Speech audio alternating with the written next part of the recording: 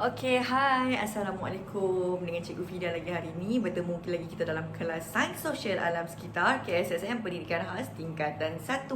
Masih lagi topik kita semula. Biar lambat asal selamat. Tak payah kalut-kalut nak pergi mana kan? Okey, kalau macam sebelum-sebelum ni awak dah belajar dah bahan-bahan yang boleh dikitar semula. Dan sekarang ni saya nak kita sama-sama nak belajar tentang kepentingan kitar semula. Kenapa kita kena kitar semula balik? Kalau macam sebelum ni awak dah tahu dah. Okey, bahan tu sebab kita kitar semula, kita boleh pakai balik kan?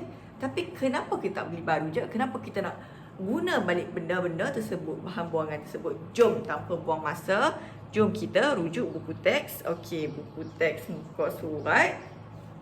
Okey, boleh rujuk buku teks muka surat 76. Okey. Kepentingan kitar semula. Kepentingan kitar semula ni ada 3 perkara, iaitu mengurangkan bahan buangan, nampak atas ni, mengurangkan bahan buangan, mengurangkan pencemaran udara serta mengurangkan pencemaran air. Jom kita tengok untuk mengurangkan bahan buangan. Okey, dia kata kitar semula logam. Logam ni besi lah, aluminium, segala-gala bagai lah. Adik-beradik dia semua masuk kat situ lah. Okey. Bahan seperti logam dan besi buruk boleh dilebur untuk membuat bahan logam yang baru. Kalau awak buang, saya sayang lah. Sedangkan benda tu kita boleh leburkan dia, kita boleh cairkan dia untuk menghasilkan satu bahan yang baru. Proses dijalankan kat kilang. Dijalankan di kilang. Tak ada kita pergi tiba-tiba untuk kedai runcit tengah buat, tak ada. Ni benda ni akan dibuat dekat kilang. Guna semula.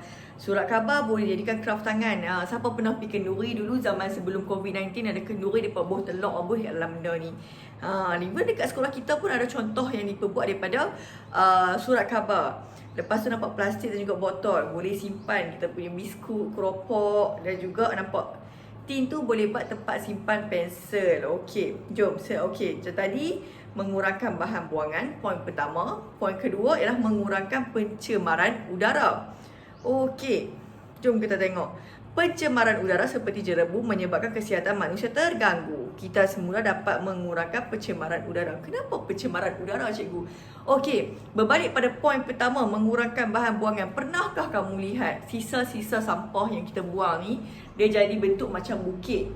Bertimbun terlampau banyak. Bukan kita the only one yang buang sampah dekat muka bumi ni. Bukan kita seorang.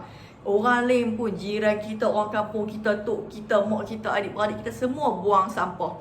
Sampah yang kita buang bukan satu benda je. Kalau pun satu benda pun setiap hari, dia orang pernah dengar istilah tak?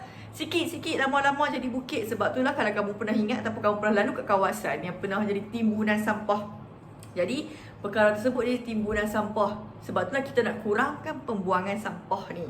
Kemudian mengurangkan pencemaran udara. Apa kaitan sampah ini dengan pencemaran udara? Setengah orang dia nak hapuskan sampah, dia akan bakar.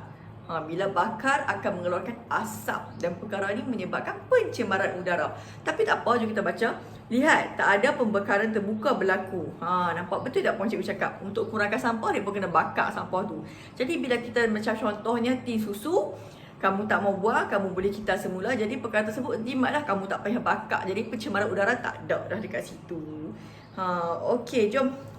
Poin ketiga ialah mengurangkan pencemaran air. Apa kena mengenanya pencemaran air dengan sampah ni? Jom kita tengok. Pembuangan sisa pepeja ke dalam sungai adalah punca pencemaran air. Kita semula mampu mengurangkan masalah ini. Nampak ni contohnya. Jangan buang. Dimarah kawannya. Kenapa?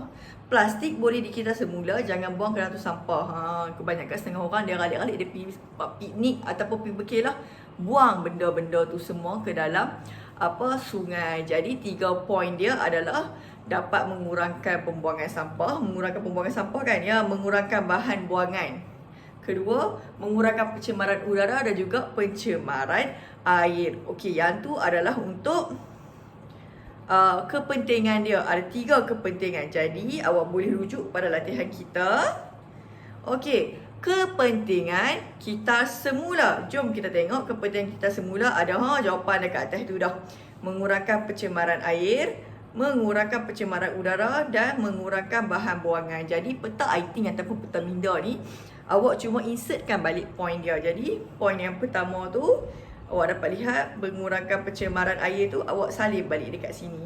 Mengurangkan pencemaran udara, salin balik kat sini. Mengurangkan bahan buangan, salin balik kat sini. Itu sahaja, mudah kan? Okey, yang tu sahaja untuk minggu ni. Kita jumpa lagi minggu depan untuk topik yang baru. Bye-bye.